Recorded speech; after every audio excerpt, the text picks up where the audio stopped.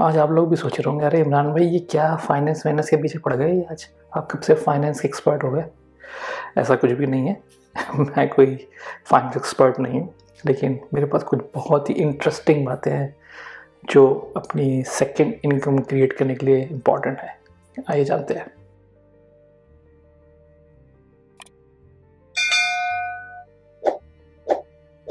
पहली चीज़ तो हमें इस बात को अंडरस्टैंड करने की ज़रूरत है कि एक्टिव इनकम और पैसिव इनकम होती क्या चीज़ है, ये किस बला का नाम है।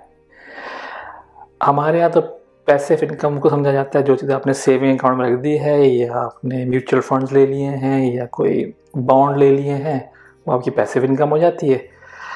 और इनका जो आपकी जो एक्टिव इनकम है वो है जो आप जॉब से कमा रहे हैं। ठीक है, चलो भाई, कुछ हद तक ये बात सही है, बिल्कुल मैं इस बात पर डिनाई नहीं करता कुछ। लेकिन हमारे यहाँ एक और चीज़ आती है जो लोग समझते नहीं है। अब एक बंदा जॉब पे जाता है, सुबह 9 to 5 जॉब करता है, शाम में आके उसने सेकंड जॉब ढूंढ ली है जो कि डिलीवरी की जॉब है, ऊबर की जॉब है, कुछ भी जॉब करता है वो। तो हमारे यहाँ उसको एज अ पैसिव इनकम समझा जाता है, यानी कि सेकंड इनकम हम बोलते हैं उसको, ये सेकंड इनकम है। मैं इस चीज़ से एग्री नहीं करता, क्योंकि सेकंड इनकम हमेशा उस चीज़ को कहते हैं जो पैसिव इनकम होती है, जो कि आपको आपके एफर्ट इतने नहीं चाहिए होते उसको, वो लॉन्ग टर्म गेम होती है। जो आप सेकंड जॉब कर रहे हैं वो आपकी एक्टिव इनकम ही होगी, क्योंकि आप उस पर डिपेंडेंट हैं। अगर वो इनकम हटा दी जाए तो आपकी प्रॉब्लम हो जाएगी इनकम आपके घर चलाने में। तो इसका मतलब है कि आप वो कर रहे हैं एक्टिवली, तो आपकी एक्टिव इनकम है। फिर हमारे एक और वो होता है कि ऐसे यार वो तो एक ऐसे ही जॉब कर रहा हूँ मैं फ़िलहाल, टेम्प्रेरी, फिर कर लूँगा बात छोड़ के, जब मेरे वहाँ से पैसे बनना शुरू हो जाएंगे, बॉन्ड में लगाए मैं, शेयर में लगाए मैं, फिर छोड़ दूँगा। लेकिन फिर भी आपकी वो सेकंड इनकम ही रहेगी अगर आप जब तक छोड़ नहीं देते उसको, जब तक आप डिपेंडेंट नहीं हैं। फिर हमारे लोग बोलते हैं कि नहीं यार, जब वो पैसे वहाँ से आना शुरू हो जाएंगे तो फिर मैं कवर कर लूँगा अपने घर का खर्चा, मतलब शेयर्स के आना शुरू हो जाएंगे, घर का खर्चा कवर कर लूँगा। तो फिर लेकिन फिर आप अपने शेयर्स वाली जो पैसिव इनकम होनी चाहिए थी उसको अपने ऊपर डिपेंडेंट कर रहे हैं, अपने घर के खर्चे के ऊपर, तो वो एक्टिव इनकम के तौर पर यूज होने जाती है, फिर वो पैसिव इनकम नहीं रही। फिर एक और बड़ा अच्छा होता है कि बहुत से लोग करते हैं कि हाँ नहीं भाई, अपना भाई सेट है भाई, अपने शेयर से पैसे लगाए, पैसिव इनकम है हमारी, कोई टेंशन नहीं है, कोई मेहनत नहीं है। वो पैसिव इनकम नहीं है भाई, वो एक्टिव इनकम ही होती है आपकी, क्योंकि आपकी कोई एक्टिव इनकम ही नहीं है। घर कैसे चला रहे हो? जो भी पैसे आप घर चलाने के लिए इस्तेमाल कर रहे हो रोज़मर्रा की चीज़ों में, वो है एक्टिव इनकम। चाहे वो शेयर से आए, चाहे वो टैक्सी से आए, चाहे वो आपके किसी जॉब से आए, कहीं से भी आए। इस चीज़ को दिमाग में बिठा लीजिए अपने आप कि ऐसा बिल्कुल वो नहीं है। फिर हमारे यहाँ एक और बहुत ही ख़राब कॉन्सेप्ट है, जो लोग इन्वेस्टमेंट करना चाहते हैं वो सोचते इस तरीके से नहीं कि इन्वेस्टमेंट करनी है हमें। वो सोचते हैं मेरा 10 लाख रुपए होंगे फिर इन्वेस्ट करूँगा मैं, अभी मैं सेविंग में रख रहा हूँ, फिर मैं कुछ करूँगा, कहीं पैसे लगाऊंगा, कुछ करूँगा, घर में पैसे लगाऊंगा, रियल एस्टेट में पैसे लगाऊंगा, क्योंकि मेरे पास है ही नहीं पैसे इतने ज़्यादा, थोड़े पैसे में क्या इन्वेस्टमेंट होगी, पैसे आएंगे नहीं।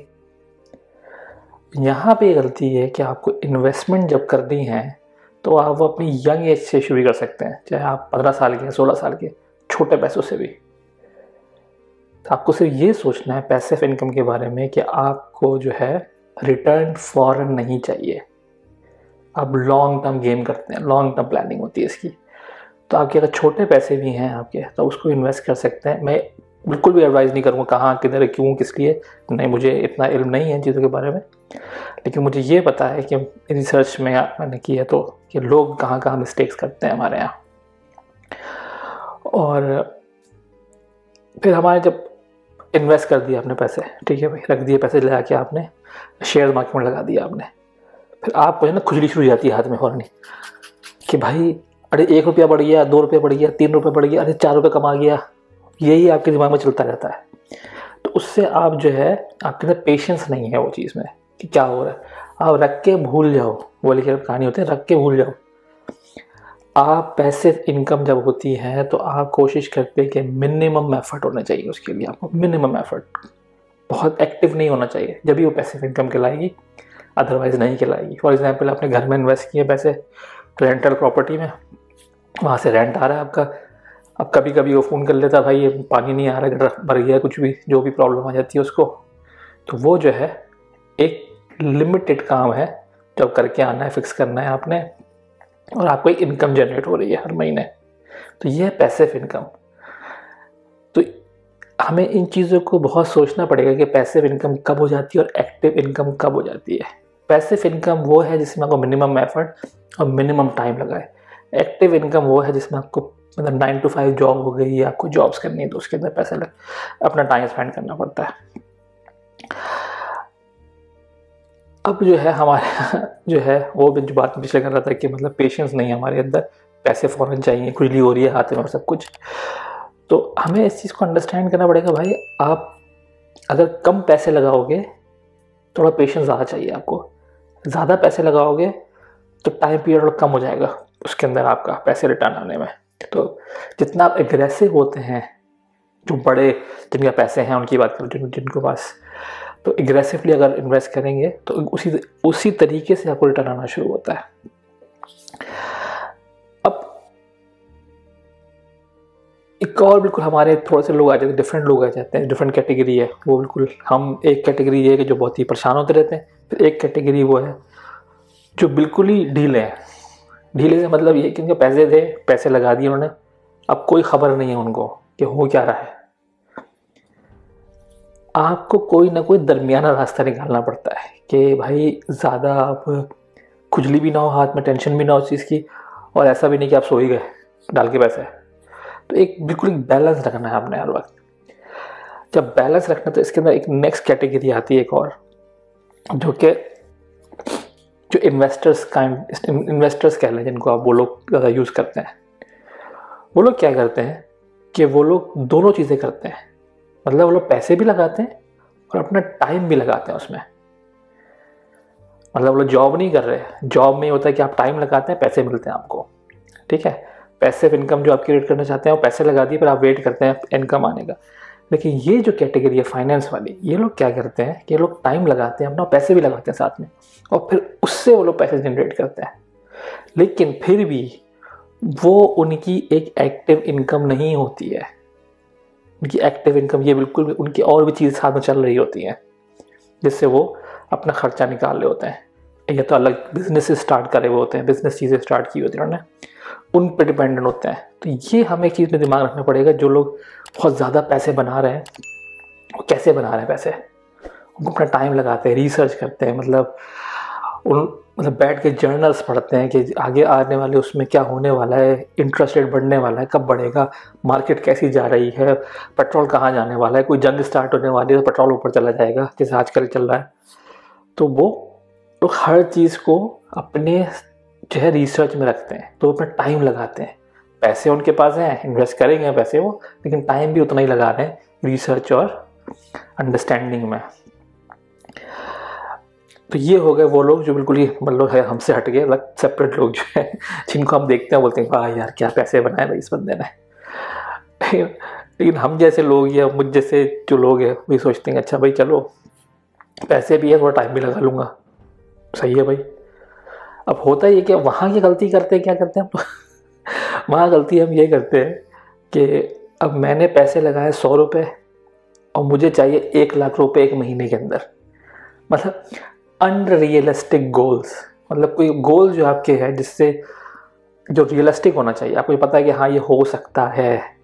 अगर आप गोल रखेंगे ऐसा कि जो पॉसिबल ही नहीं है, आपको खुद को पता है कि अंदर से पता है कि नहीं ऐसा हो नहीं सकता, तो आप उससे डीमोटिवेटेड हो जाते हैं, फिर आप छोड़ देते हैं मार्केट को, फिर आप छोड़ देंगे भाई सेकंड इनकम नहीं चाहिए, मैं अपनी फर्स्ट उसमें चल रहा हूँ, सही है, एक्टिव में चलता रहूँगा, पैसे भी नहीं चाहिए मुझे। और फिर क्या होता है कि जब कुछ लोग होते हैं जो लोग रियलिस्टिक गोल भी बना लेते हैं, वो फिर क्या करते हैं कि एक टाइम के बाद आके इन्वेस्टमेंट छोड़ देते हैं करना। वो कहते हैं नहीं यार बस बहुत हो गया, बस 1 लाख 100 लगाए तो 1 लाख मिल गए, मैं बस 10,000 लगाऊंगा और नहीं लगाऊंगा। वो लोग जो है छोटा होना शुरू हो जाते हैं, कम करने लग जाते हैं। इन्वेस्टमेंट की दुनिया में जो पैसिव इनकम बनाने के लिए आपको बहुत इम्पॉर्टेंट है कि आप इन्वेस्ट करें और फिर री इन्वेस्ट करें उसको, पैसों को, ताकि आपके आने वाले टाइम के लिए आपको उसमें आसानियाँ हो सकें। तो ये थे मेरे पास कुछ पॉइंट जो मैंने रिसर्च करते देखा था, लोग कितनी प्रॉब्लम्स क्यों होती हैं लोगों को सेकेंड इनकम जनरेट करने, पैसिव इनकम जनरेट करने में। तो उसका बेसिक रीज़न वो ये है, हम लोग इन्वेस्ट ही नहीं करते हैं। तो मेरा मशवरा ये है, अगर आपके कोई पैसे पड़े, आप गोल्ड में इन्वेस्ट करो, सिल्वर में इन्वेस्ट करो, किसी चीज़ में भी इन्वेस्ट करो, लेकिन इन्वेस्ट करो, छोटे से स्टार्ट करो। आने के बाद कुछ टाइम के बाद आपको उसका बेनिफिट आना नज़र शुरू हो जाएगा। लेकिन ज़रूरी ये है, आपको स्टार्ट में आपको टाइम लगाना पड़ेगा, अपनी रिसर्च करनी पड़ेगी। अगर नहीं करनी है रिसर्च, टाइम नहीं लगाना है, तो फिर जो बड़ी कंपनीज के शेयर्स होते हैं, हमने वो ले लिए, वो तो पता ही आपको, कहीं जाने वाले पैसे कहीं ना कहीं मेरे अपने पैसे तो वापस आ ही जाएंगे।